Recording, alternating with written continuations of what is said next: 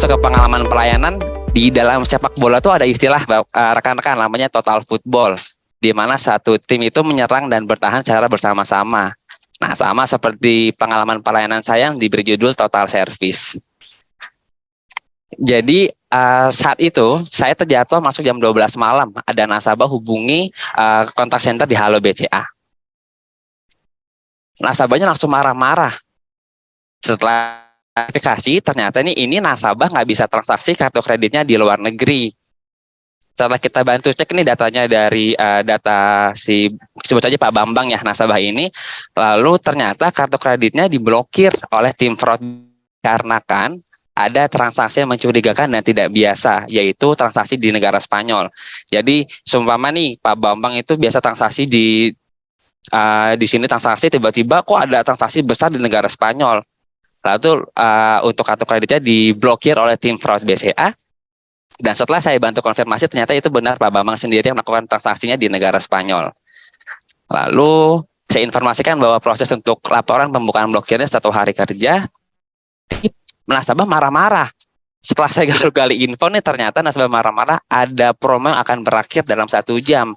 Jadi nasabah buru-buru, saya harus belanja, mas saya udah kesini, saya harus pakai kartu kredit. Ya mungkin kita tahu ya di Spanyol atau negara mana ada brand-brand yang promo mungkin. Jadi nasabah butuh belanja saat itu juga dengan menggunakan promo kartu kreditnya.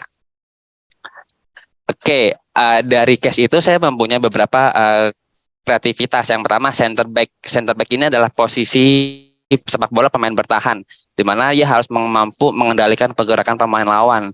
Nah, saya sebagai agen inbound bukan mengendalikan pergerakan pemain lawan nih, tapi mengendalikan emosi di saat nasabah marah. Dengan apa? Saya tetap ramah, saya tetap berbicara dengan intonasi yang paling baik kepada nasabah. Selanjutnya saya juga memberikan empati dari kumpulan kalimat yang saya buat, dan saya beri nama magic word. Seperti, mohon maaf atas kendalanya ya Pak. Jadi saya coba menyampaikan kalimat yang paling baik sehingga setidaknya menenangkan nasabah terlebih dahulu. Selanjutnya saya juga rutin melakukan role play dengan tim leader sehingga mampu terbiasa nih bertransaksi dengan macam-macam karakter nasabah, sehingga kita akan mendapatkan nasabah yang marah, kita juga lebih siap dalam melayaninya.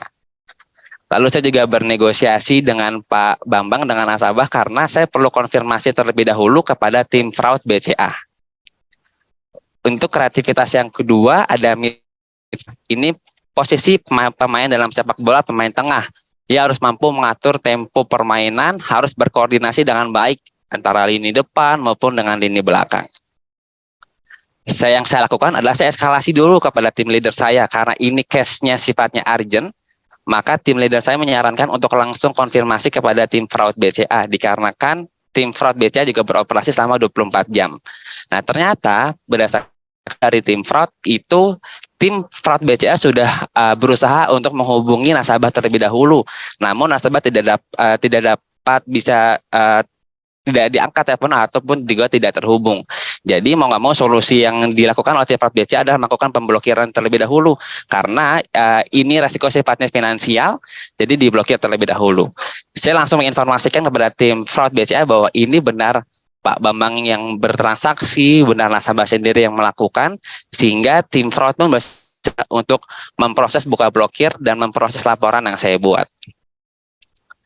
Kayak untuk kreativitas yang ketiga saya beri judul striker. Striker di dalam sepak bola ini merupakan pemain depan yang bisa menjadi kunci utama untuk meraih kemenangan sebuah tim.